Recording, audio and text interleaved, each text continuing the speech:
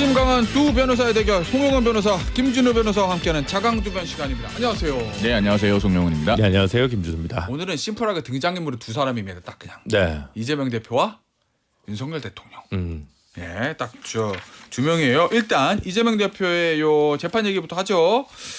두 사람 봤을 거 아니에요. 실시간 라이브로. 실시간으로 예측이 틀렸어요. 저는. 송영은 변호사 틀렸고. 그렇죠. 예, 많은 변호사들 틀리긴 했죠.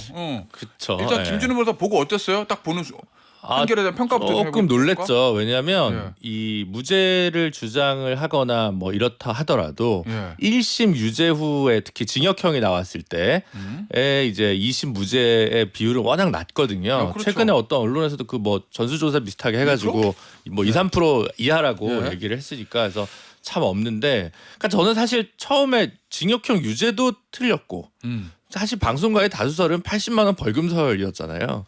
그러니까 맥락적으로 봤을 때는 이 건을 가지고 야당의 대표가 피선거권이 박탈되기까지는 부패 범죄가 아닌데 과도한 거 아니냐. 예. 다만 이제 양형 기준표에 따르자면 10년 전 거긴 한데 벌금 200이 나올 수도 있겠다. 아하. 요 이제 구간에서 본 건데 완전 무죄로 하기에는 간단치는 않은 문제였는데, 저는 뭐 결과 즉 피선거권 박탈 문제에 대해서는 안 하는 게 맞다고 보기 때문에 맥락적으로는 납득이 가는 부분이 있지만 판결문을 이렇게 봤을 때 논증적으로는 조금 의구심이나 부실한 부분이 좀 있긴 하더라. 이런 생각이 들었습니다. 자, 송영은 변호사는요. 무죄가 선고될 때 그 속보를 실시간으로 제가 계속 보고 있었거든요. 예. 보면서 우리 정치쇼가 이제 폐지 위기에 몰리겠구나 하는 큰 위기감이 들었습니다. 아, 왜 나한테 그러고 왜? 자기만 하차하면 되지. 왜냐면 자기만 참되지 왜 그게 그 그러지? 이야기가 아니고 네. 그 이야기가 아니고 네. 이제 앞으로 정치인들 불러다가 아침 라디오에서 인터뷰를 할 필요가 없어졌어요. 왜요? 다 거짓말할 건데 거짓말인지 참말인지 분별이 안 되는 세상에서 그런 인터뷰 뭐하러 합니까? 그러니까 폐지 위기에 몰렸다라고 제가 뼈 있는 말씀을 드리는 거예요. 이게 올림픽으로 치면 이제 운동선수들이 다 약물로 몸키워가지고 와서 역도, 육상, 수영 이런 거 한다고 생각해 보십시오. 그런 올림픽 누가 보겠습니까? 아니, 저기 이거 조선일보가 사설 제목이 이 선거법 2심 무죄 거짓말 청곡 선거판 되나. 여기 이제 어젠가 사설이고 오늘 아침에도 이제 이런 비슷한 류의 기사를 썼던데 요 얘기에 동의하시는 거예요? 조선일보가 많이 참았다고 생각합니다. 저는. 참았어요? 네, 그러니까 지금 이재명 대표는 일종의 거짓말 면허증을 발급받은 셈이에요. 2020년에 한 번 받았죠. 대법원 전원합의체 판결로 TV토론에서 거짓말한 거는 허위사실로 공표를 볼 수 없다. 일종 보통 거짓말 면허증을 받았습니다. 이번 판결로 이제 TV토론뿐만 아니라 방송 인터뷰, 그다음에 중계되는 국정감사, 광범위하게 거짓말해도 웬만하면 의견의 표명으로 해서 허위사실 공표로 처벌하지 않는다. 거짓말 일종 대형 면허증을 받았다. 저는 이렇게 생각합니다. 요 부분 어떻게 봐요? 거짓말 일종 대형 면허증을 받았다. 그리고 거짓말 청곡 선거판 되나라는 요 조선일보 요 시각. 요건 어떻게 봐요? 그거의 시원은 이제 이명박 전 대통령이 다 쓰는 내 거 아니고 이거 다 거짓말인 거 아시죠라는 거짓말을 시전했을 때 나온 건데 갑자기 하늘 아래 새로운 세상이 열린 것처럼 하는 것은 그 이념적 분노가 담긴 표현이지 정확한 정세 분석이라고 하기엔 좀 곤란하지 않냐. 이 결과가 조금 다소 놀라운 부분은 알겠지만 사실은 1심도 놀라웠거든요. 이거 가지고 그래서 비록 집행유예지만. 자, 그럼 형량 막 유무죄만 봤을 때. 유문제만 봤을 때는 조금 저는 논증 자체에서 조금 애매한 부분이 있습니다. 있다는 건 제가 부정하지 않는데 이게 특히 이제 백현동 발언 관련된 부분이거든요. 그러니까 결국 이제 법리는 뭐냐면 전체적인 맥락을 봐야지 다소 과장되거나 뭐 허위의 표현이 있다고 해서 그것만으로 형사처벌할 건 아니다. 이건데 이제 이게 원래 있는 법리입니다. 그 얘기는 사실은 이제 어떤 의미에서 이 허위 사실과 관련해서 많은 부분은 판사의 재량, 법관의 재량이 상당히 있는 이제 그런 성격의 재판인데 그럼에도 불구하고 저희가 이제 그렇게 좀 유죄 가능성이 있다고 본 거는 그 부분에 있어서 이재명 대표가 변호사기 때문이죠. 그러니까 이제 직무유기, 뭐 협박 이런 표현들을 쓴다는 것이 일반인이 쓰는 이제 언어의 인플레와 법률가가 쓰는 표현 사이에는 좀 다르게 취급할 가능성이 있고 그렇다고 했을 때 그 부분을 좀 유죄로 볼 여지가 있지 않을까. 그러니까 그 부분 때문에 저는 좀 약간 걸렸는데 그 부분에 논증이 좀 부실한 것 같다. 아니 그 부분을 그냥 이제 원래 있던 법리를 그냥 적용한 것 같아요. 변호사라고 해서 달리 취급하는 게 아니라 전체적인 맥락에서 국토부의 어떤 뭐 협조 요청 내지는 어떤 뭐 이런 것들이 있었기 때문에 결국 그 매각과 관련된 부분이 이루어진 거고 그 와중에서 생겨난 문제다. 본인이 주도한 게 아니다라는 취지의 얘기를 뭐 납득한 것 같아요. 네. 그리고 김준우 변호사의 전반적인 평가는 썩 딱 떨어지지 않는데 뭐 그 정도로 할 수도 그렇게 판결을 낼 수도 있겠다. 약간 이런 의미인 것 같고. 저는 1심, 2심 둘 다 용감한 것 같아요. 판사들이. 아 그래요? 네, 저는 다 그냥 절충적으로 네. 벌금형 얻음에서 쓸 것 같은데 네. 1심은 관할성 있게 징역, 집행유예 이러고 2심은 무죄 이렇게 쓰는 게 네. 제가 알던 법원이 아니다. 너무 냉무탕 왔다 갔다 한다 네. 이러는구나. 송영길 변호사는 그러면 논리적, 법리적으로 뭐가 제일 문제라고 보는 거예요? 백현동 발언은 단순 과장이 아니잖아요. 그리고 이 판결의 가장 큰 문제는요. 골프 발언과 백현동 발언을 둘 다 무죄를 주면서 네. 기준이 다릅니다. 그래요? 골프 발언은 마치 제가 골프를 친 것처럼 사진을 공개했는데 조작한 거지요. 그 발언을 앞뒤에 있는 다른 발언들과 다 붙여서 이 발언의 전체적인 의도는 이런 거기 때문에 이러이러하다. 라고 하는 논리 구조를 가지고 이 부분을 허위사실 공표가 아니다. 예. 라고 봤어요. 그런데 백현동 발언은요. 사실 핵심이 뭡니까? 국토부가 그 공공기관 이전 특별법 혁신도시법 43조 6항 의무조항을 가지고 직무유기죄 같은 것으로 문제 삼겠다고 협박을 해서 용도 변경에 이르렀다는 그 부분이잖아요. 그게 핵심인데 백현동 발언은요. 법원이 발언을 아주 정밀하게 쪼개요. 모두 발언, 5개의 설명 발언, 정리 발언 이렇게 쪼개놓고 그다음에 이 혁신도시법 43조 6항 의무조항으로 인해서 협박을 받아서 용도 변경에 이르렀다고 하는 부분은 독자적인 의미로 볼 수 없다. 라고 판단해서 그 중요성을 제껴버립니다. 그러면은 이 두 발언을 보는 기준이 일단 주민 주마웃을 법원이 자의적으로 했다라는 부분에 있어서 굉장히 논리 구조에 모순이 있는 점이 있죠. 그래요. 예. 자, 일단은 이재명 대표는 다 무죄를 받았으니까 상고를 못 해요. 네. 검찰은 빨리 상고를 했어요. 아마 검찰 입장에서는 소송 기록 접수 통지 받자마자 상고유서 내겠죠. 준비를 했다가 시간을 단축시키려고.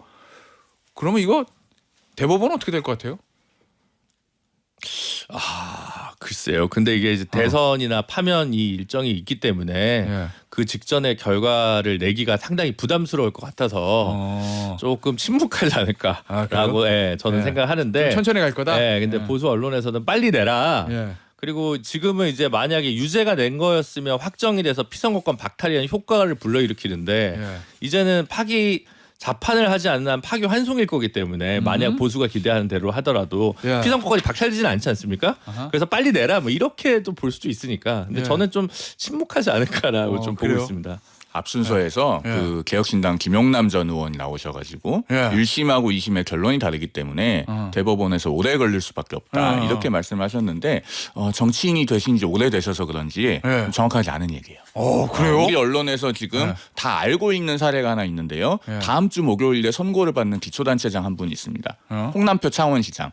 작년 12월 18일에 그 매수 및 이해유도죄로 2심에서 징역 6월에 집행유예 1년 선고받고 상고했거든요. 1심은 무죄였어요? 1심 무죄였죠. 1심 무죄, 2심은 집행유예. 그리고 지금 대법원에 사건이 가 있습니다. 네. 작년 12월 18일에 선고해서 대법원으로 기록이 올라간 게 1월 3일이에요. 예. 언제 선고하냐면 다음 주 목요일 4월 3일입니다. 네. 그게 주심 대법관이 배정된 건 2월 28일이거든요. 그러니까 정확히 한 달 만에 대법원이 다 판결문까지 써서 4월 3일에 선고하는 거예요. 633 원칙을 지금 최대한 지키려고 노력한다는 걸 보여주는 사례거든요. 그러면 이 사건은 검찰이 하루 만에 바로 상고장 냈습니다. 말씀하신 것처럼 상고 기록 접수 통지서 받으면 상고 이어서 바로 낼 거예요. 네. 기간을 상당히 단축할 수 있고 그러면은 대법원이 똑같은 의지를 보인다면 석 달 내에 판단할 수 있다. 그러니까 석 달 내라는 게 근데 이제 대선 이후잖아요. 그럼 그때 판결할 수 있냐 없냐는 또 이제 헌법상 쟁점이 있으니까. 그렇구나. 네. 예. 대선을 언제 할지는 아무도 모릅니다.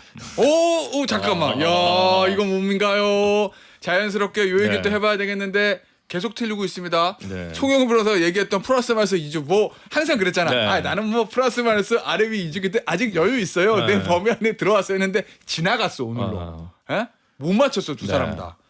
저는 지난주 하나 맞췄죠. 뭐? 이번 주 목요일 일반 선고가 있을 거기 때문에 다음 주를 밀린다라는 얘기를 했고 예. 어제 헌법재판소 일반 선고가 있었고 송 변호사님은 그런 거 없을 거라고 지난주에 얘기했죠. 오케이 아니, 알았어. 저도 한덕수 총리 그 결정문에서 예. 그 국무회의 관련해서는 굉장히 드라이하게 서술할 거다. 이 예. 부분은 맞췄습니다만 어쨌든 시청자 여러분들께 사과드립니다.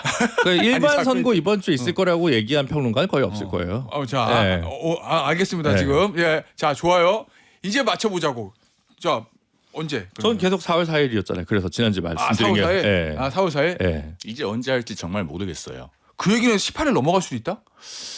그런 일이 없길 바라고요. 예. 그래도 없길 바라는 거랑은 아까 당위와 바람 말고 현실적으로 예상하는 입장에서 예. 그래도 그럴 가능성이 있다고 말하면 안 되는 거긴 한데 예. 어제 우리 그 SBS 임찬종 기자 예. 그 5대3설에 대한 리포트를 했잖아요. 5대3 대드락설. 야, 물론 이거 할 거예요, 그 얘기. 물론 정말로 이제 헌재가 그런 상황인지 아닌지는 외부에서는 아무도 모르죠. 평의는 예. 엄격하게 보안에 붙여져 있기 때문에 다만 이제 임찬종 기자의 그런 분석이 있음직한 어떤 가설로 보이긴 합니다. 그러니까 그 가능성을 뭐 전혀 부정할 수는 없다. 예. 그러면 그런 경우에 만약에 지금 5대3으로 헌재 내부에서 의견이 대립하고 있다면 네. 이 결정을 빨리 하기 어려운 상황이긴 해요. 왜냐하면 제가 지난주에도 말씀드렸지만 인용이 5 각하가 셋이면 주문은 기각입니다. 예. 97 헌마 13 등등 뭐 사례를 말씀드렸죠. 그러면은 아무도 기각 의견을 내지 않는데 결론은 기각이다. 예. 저희 같은 법률가들은 판례가 그러니까 그런다라고 하지만은 국민들은 납득을 못하세요. 그러면은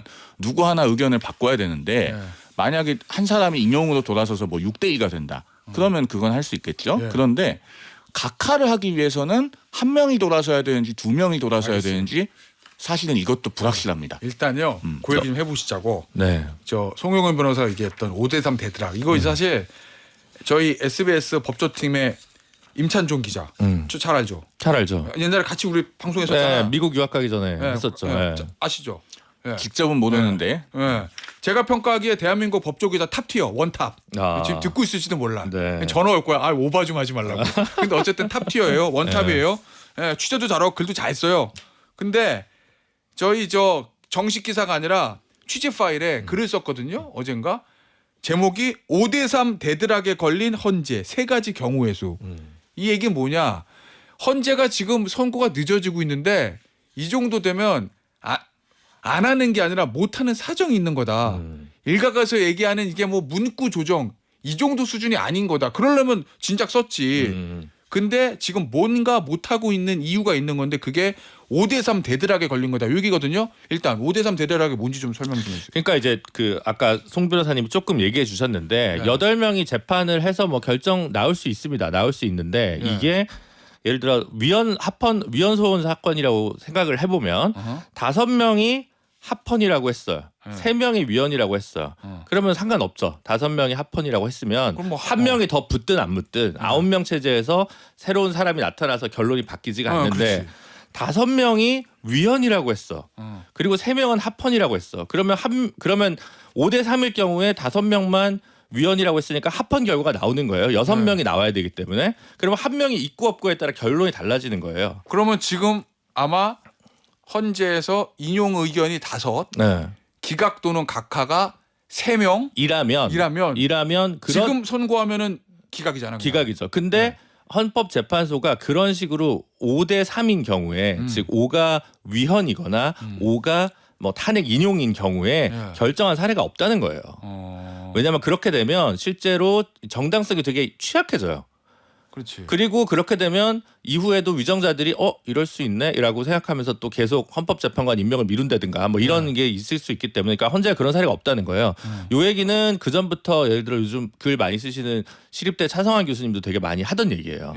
그렇기 때문에 아마 5대3이 나오기가 쉽지가 않을 거다. 그 얘기는 이제 쭉 나왔던 얘기고 그 이야기에 조금 더 징후적 독해를 해보면 한덕수 결정, 한덕수 파면과 관련해서 기각 결정에서 다 기각 예상했죠. 예. 저도 기각 예상했지만 이 구성 4대 1대 1대 2 예. 이 구성을 예상한 사람은 아무도 없을 거란 말입니다. 숫자를 예, 5대 1 때. 예, 오히려 저 같은 사람은 한덕수 기각도 차라리 8대 0.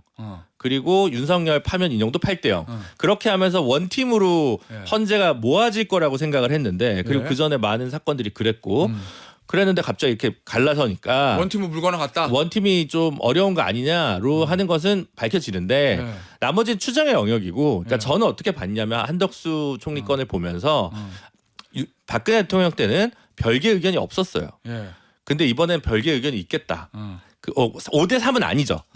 8대 0인데 그 구성이 달라지는 거죠. 내란과 관련된 부분이 증거 부족이나 객관적 증명 부족으로 해서 그 부분은 탄핵 사유로 인정을 안 하겠다는 의견을 쓰는 사람들이 2-3명 나올 수는 있겠다까지는 보는데 예. 딱 임찬종 기자님이 따로 취재, 알았어요. 은밀한 취재가 있었다면 모르겠지만 그게 아니라면 저는 이제 5대3이라고 믿고 싶지는 않다.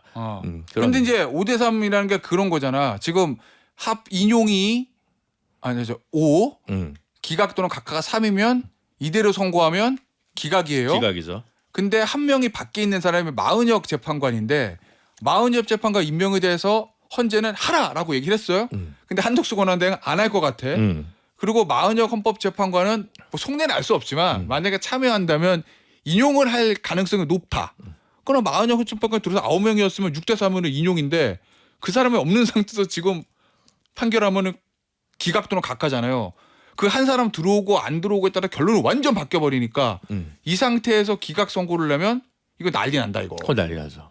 그래서 헌재가 못 하고 있다라는 게 임찬종 기자의 분석인데 맞는 것 같아요? 아니 그러니까 있음직한 가설이라고 생각하는 거예요. 헌재 내부의 사정은 아무도 모르지만 모르지. 만약에 그런 5대3 상황을 가정해 보면 결국에는 9번째 재판관이 캐스팅 보트가 되는 건데 예. 후보자가 없는 것도 아니고 후보자는 엄연히 있잖아요. 국회가 예. 선출해서. 그리고 예. 임명을 보류하고 있는 상황은 헌재는 헌법 위반이라고 판단했고 그럼 그 상태에서 해결 방법은 세 가지입니다. 5대3을 6대2로 바꾸거나 예. 아니면은 4대4 또는 3대5로 바꾸거나 예. 아니면은 4월 18일까지 못 하거나 이건 해결 방법은 아니죠, 사실. 합을 넘기는 거지 그냥. 그런데 제가 방금 이제 4대4나 3대5로 바꾸거나라고 얘기한 이유는 이게 사실은 엄밀히 말하면 한 명이 각하로 돌아서야 되는지 두 명이 각하로 돌아서야 되는지 각하 결정을 내기 위해서는 각하나 기각이나 똑같다고 하고 그냥. 그것조차 불투명해요. 왜냐하면 헌재가 과거에 8명이던 시절에 4대4로 그러니까 헌법소원 심판에서 인용이 4 각하가 4 나왔던 사례가 있어요.